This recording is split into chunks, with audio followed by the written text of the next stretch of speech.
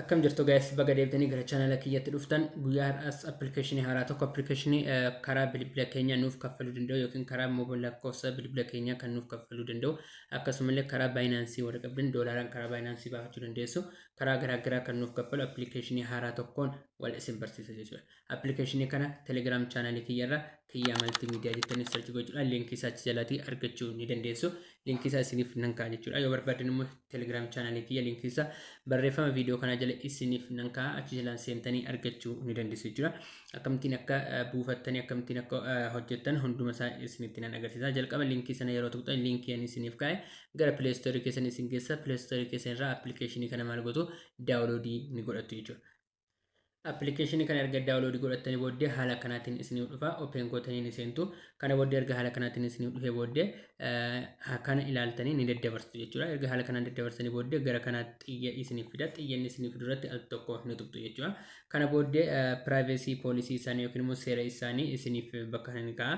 Yoo barbaadan bakka kana tuqxanii seeraan hunduma isaa dubbisuu ni dandeessu. Sana booddee maal gootu agree kan jedhu bakka kana jira isarratti tuquudhaan gara fuulduraatti ni dabarsitu. Kana booddee maal isin gaafata emailii bilbila irraa qabdan isiniif fida emailii keessan keessaa kan barbaadan filachuudhaan emailii keessan tokkoon ni seentu jechuudhaan emailii tokko filadheen jira isarratti al tokko nan tuqa kana booddee gara fuulduraatti na dabarsa. Erga gara fuulduraatti isin dabarsee booddee haala kanaatiin isiniif fida jechuudha. Haala kanaatiin isiniif ni fida maal godha bakka kanaatti kun akkuma argitan coinii ani qabu 0 dha jechuudha. Amma haaraa baneen seenaa jira waan ta'eef haala kanaatiin coinii ani qabu 0 dha. Coinii kana akkamittiin akka dabalattan akkamittiin akka fayyadamtan hundasaa isinitti nan argisiisa jechuudha. Kanaaf amma maal goona jalqaba coinii jalqaba argachuudhaaf gara gadiitiin scratch it kan jedhu ni jira lakkoofsa tokko ofirraa qaba al tokko isarratti ni tuqxu jechuudha. Kana booddee erga irratti tuqxanii booddee maal gootu tap to scratch kan jedhu bakka kana jira al tokko isarratti tuquudhaan maal gootu harka keessan qabdanii kana maal gootu irraan haxootu kun akkuma argitan coinii 100 nuuf kennee jira jechuudha. Coinii 100 erga nuuf kennee gara home page keenyaatti deebi'uudhaan bakka kanaatti kun argitan coinii 100 nuuf kennee jira jechuudha. Haala kanaatiin erga coinii 100 keessan fudhattanii booddee maal gootu gara gadiitiin ni dhuftu streaks kan jettu bakka kana ni jirti ishee irratti al tokko tuquudhaan bakka kanaatti complete streak kan jedhu jira. Guyyaa guyyaatti yeroo hunda seentanii maal gochuu qabdu complete streak kan jedhu kana sa'aatii 24 seentanii fudhachuu ni qabdu jechuudha. Guyyaa guyyaatti yeroo seentan haga coinii 50 sana ol kan jirus ni argattu. Fakkeenyaaf guyyaa torba gaafa seentan yeroo hundumaa walitti qabdanii coinii 100 bakka kanaatti ni argattu. Gaafa guyyaa 15ffaa bakka kana kun akkuma argitan coinii 250 argattu jecha gaafa deemtan haga guyyaa 500tti ni deema. Gaafa guyyaa 500 coinii 50 argattu jechuudha. Yeroo hundumaa application kana seentanii claim godhattanii qofa ba'uu ni dandeessu jechuudha. Kan biraa maal jira bakka kanaatti invite kan jedhu ni jira bakka kana dhufuudhaan kuno what I will get kan jedhu bakka kana jira you will get 300 points jira pointii 300 argatu jechuudha. Akka bakka kanaatti kuno linkiin isiniif kaa'amee jira linkii kana al tokko tuquudhaan koppii ni gootu yoo barbaadan immoo bakka kanaatti social miidiyaawwan garaagaraa irratti share gochuudhaan linkii keessan namaaf affeertanii yookiin linkii keessanii nama affeertanii coiniiwwan garaagaraa argachuu ni dandeessu jechuudha. Xumura irratti maal jira bakka kanaa redeem kan jedhu bakka kanarra ni jira. Kana booddee bakka kanaatti kun akkuma argitan mobile recharge kan jedhu bakka kana jira. PayPal cash kan jedhu bakka kana jira. Binance USDT kan jedhuu fi seeronni garaagaraa illee yookiin karaawwan kan biraallee geemiiwwan garaagaraa irratti warri baafattanis baafachuu ni dandeessu. Fakkeenyaaf mobile recharge kan jedhu irratti bakka kanaatti yoo kan tuqxan ta'e maal nuuf fida please select a service provided to continue kan jedhu bakka kanarra ni jira. Kanaaf maal goona service provider kan jedhu bakka kanaatti ni tuqna. Inni maal godha akkasumatti biyya nuti jiru akkasumatti hin beeka biyya nuti jiru ilaalee Itiyoo Telekoomii fi Safaariikoom keessa kan filattanu jira. Ani fakkeenyaaf Itiyoo Telekoom kan jedhu irratti nan tuqaa jechuudha. Amma coinii 100 ani qaba coinii 400 irra gaafan ani ga'u kaardii abbaa 5 baafachuu nan danda'a jechuudha. Coinii 500 irra gaafan ga'u kaardii abbaa 7 yookiin birrii 7 naaf ergama. Coinii 600 jedhee haala kanaatiin ni deema jechuudha.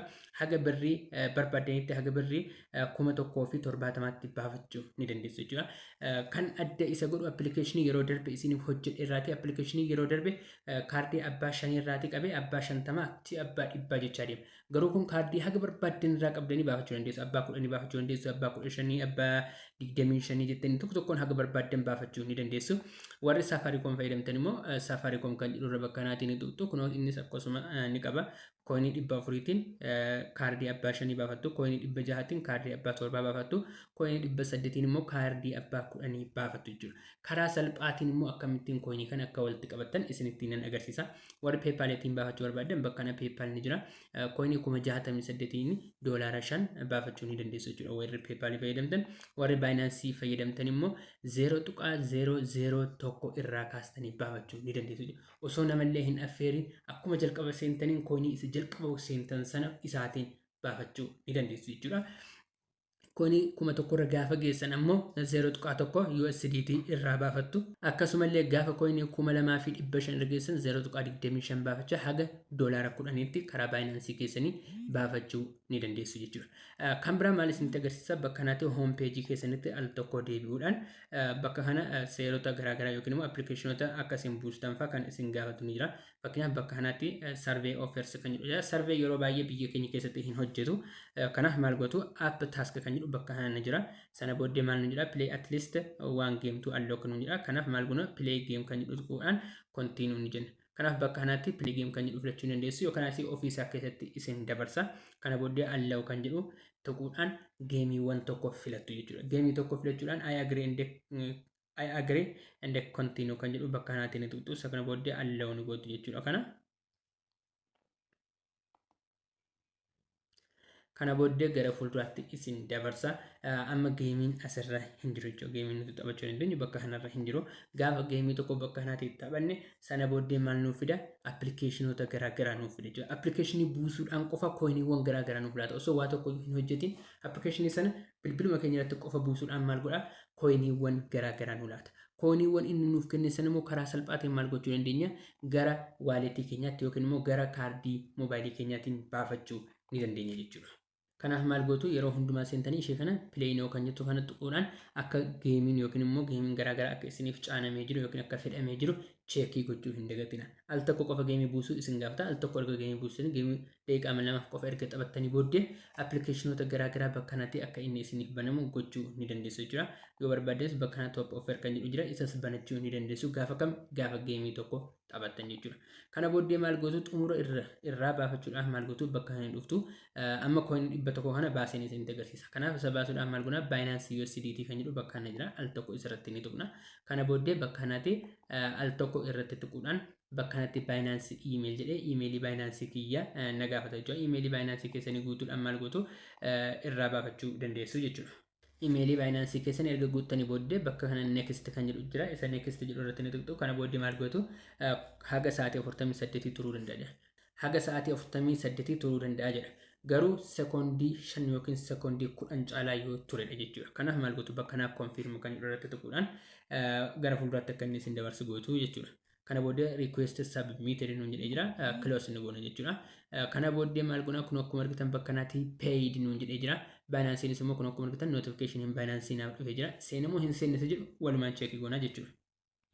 Amma gara Binance kiyyaa seenaan jira. Binance kiyya keessa erga seenee booddee bakka kanatti asset kan jedhu jirti. Ishii irratti al tokko nan tuqa. Kana booddee kun akkuma argitan pay deposit jedhee 0.001 USDT naan jedhee naaf kennee jira jechuudha. USDT 0.001 naaf ergamee jira jechuudha. Kanaaf sekoondii tokko illee osoo hin turin isiniif ergame jechuudha. Kaardii moobaayilaa irra taanan gaafa kaardiitiin baafatan sekoondii tokko osoo hin turin kaardiitiinis isiniif ergama. Karaa hundumaa taanan daqiiqaa keessatti yookiin immoo osoo sekoondii hin turin isiniif ergama. Kun akkuma argitan amma baalaansiin kiyya 0 ta'ee jira jechuudha. Wanti isiniif hin galle yoo jiraate immoo koomentii jalatti na gaafachuu hin dagatina.